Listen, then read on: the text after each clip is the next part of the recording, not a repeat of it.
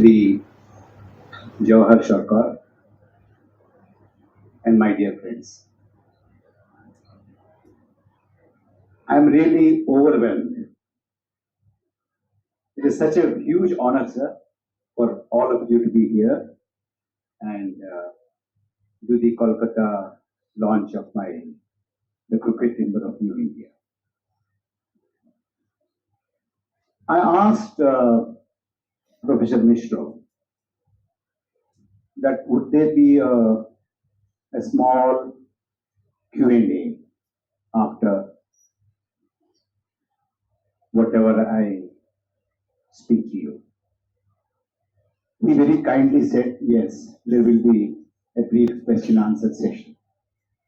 The reason why I asked him is that I am not very fond of a Man Ki Baat kind of a dialogue. I want a conversation.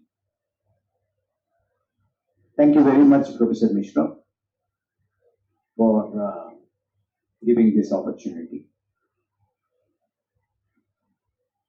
You know, we are in a new India.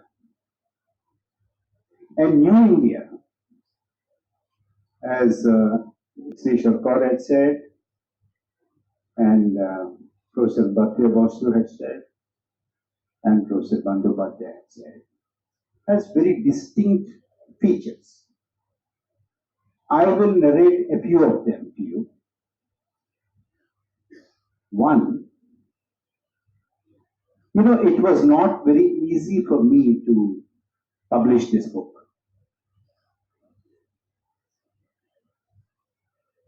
Initially, in 2023, when I wrote this book, I consulted a few publishers. Initially, they were very enthusiastic. They asked me to send some samples. I sent some samples. After they received the samples, they were quiet. Quiet. There was no response. After repeated mails, almost after about a month and a half or so, they mailed me saying, "Sir, are you in a hurry?" I said, "I'm not in a hurry. Can you wait?" I said, "I can wait. But how long do you want me to wait?" They said, "Can you wait until 2024 June?" That is when I realized State Bank of India has no original thoughts. They have also adopted the same thing. They wanted to disclose the electoral bonds details after June 30th, 2024. So this was there in the minds of so many people.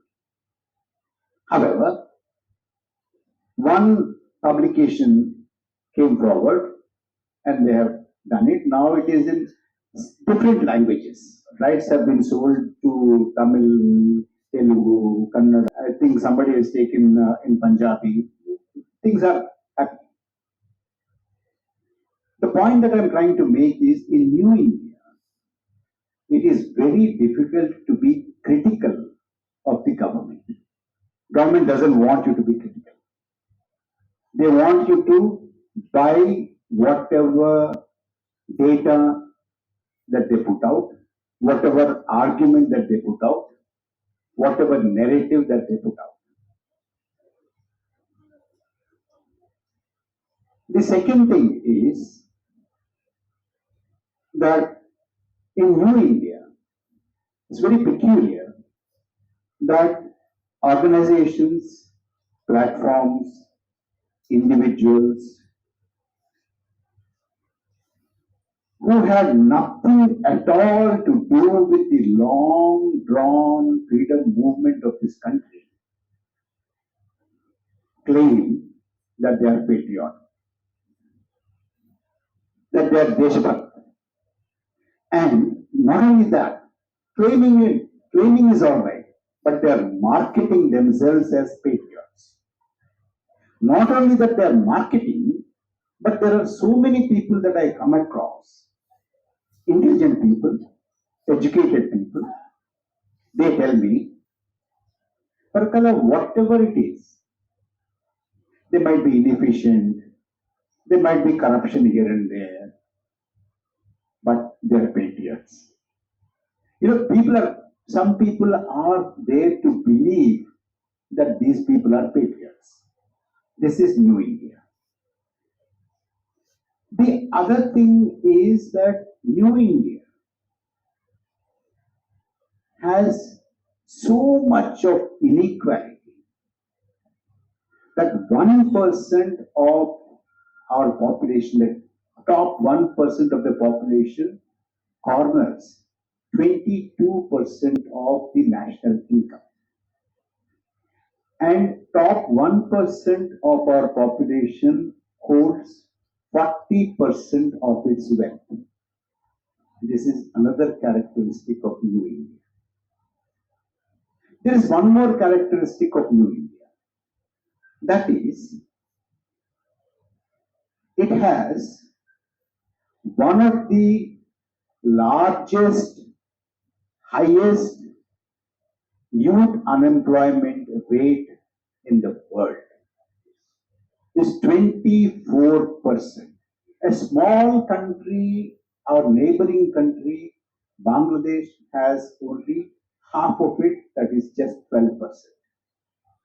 And we are in the company of countries like Iran, Yemen, Lebanon, countries like that. They are not fastest growing economies in the world. They are not the fifth largest economies in the world. But still, we are in their company.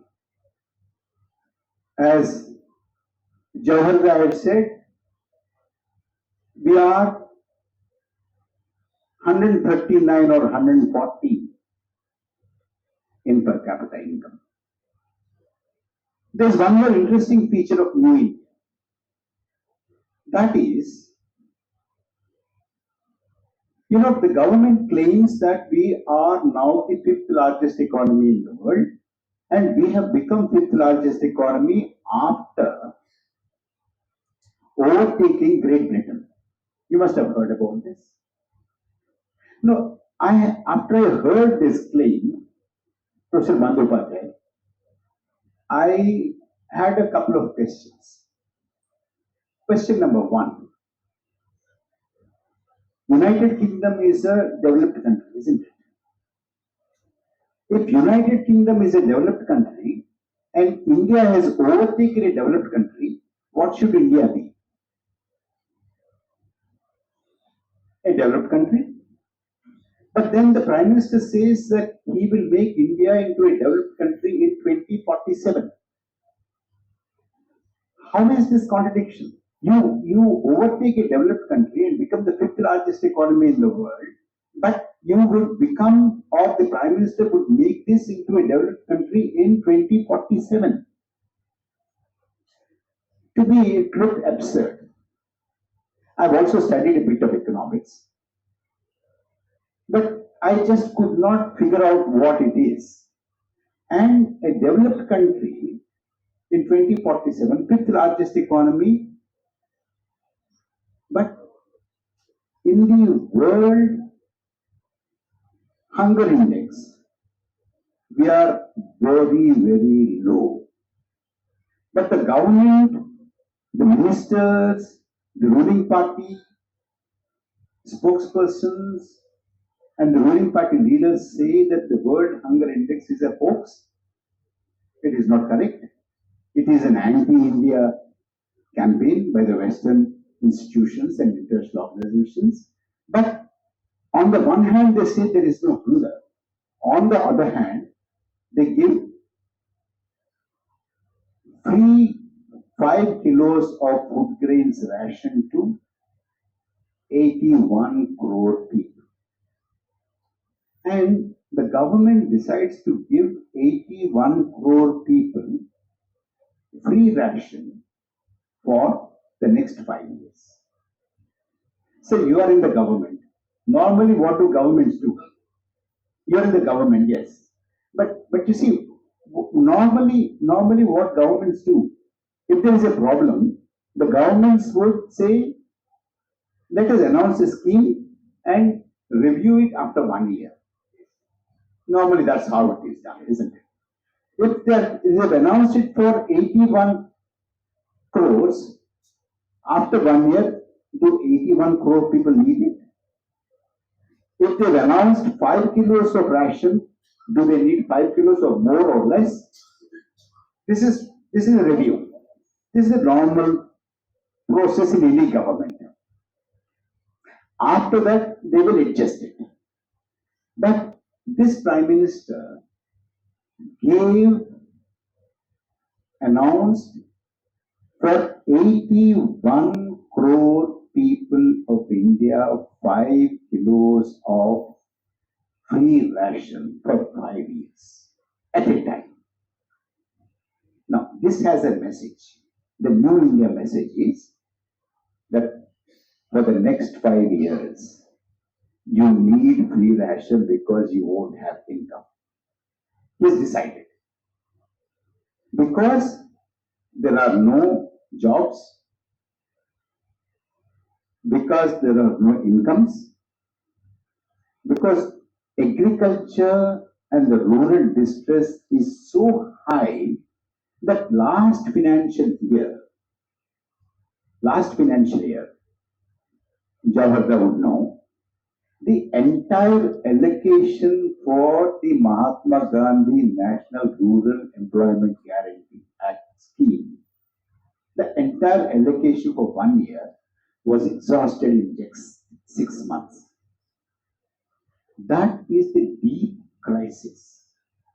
As we spoke about unemployment, youth unemployment especially, then we talked about the inequality, we talked about the rural distress, we talked about the kind of poverty and hunger that is there in the country. This is the feature. All these are features of New India. I will give you a couple of more things to ponder over before I close. Having come this far, having met all of you, I will be failing in my duty if I do not say the following things as a caution. You know, what I feel is, if this government, this dispensation, this leadership comes back to power in this election, we probably will not have another election. One. Secondly, if this government comes back to power, if this leadership comes back to power, if this dispensation is re-elected, you know, you hear all these dog whistles. Usko maro, usko pito, इसको बाहर कर दो, इसको boycott कर दो, ये इधर का नहीं है, ये घुसपैठिया है, उसको बाहर कर दो. You hear all this?